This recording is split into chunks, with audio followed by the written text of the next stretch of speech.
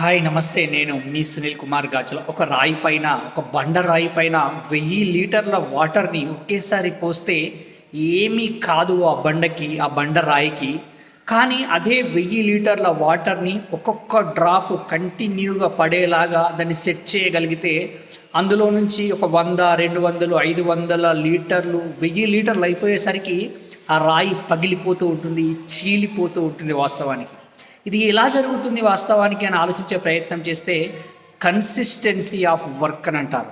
ఏంటి అని అంటే, నువ్వు ఏదైనా ఒకే దానిని ప్రతిరోజు చేస్తూ ఉండడం ద్వారా అది ఎంత పెద్ద పనైనా దాంట్లో అద్భుతమైన విజయం సాధించడానికి ఆస్కారం ఏర్పడుతూ ఉంటుంది. కాబట్టి నువ్వు చేస్తున్న ఏ పని అయినా ఒకటే రోజులో విజయం సాధించలేనేమోనని బాధపడుతూ కూర్చోకు. ప్రతిరోజు చేస్తూ చేస్తూ ముందుకు వెళ్ళే ప్రయత్నం చెయ్యి.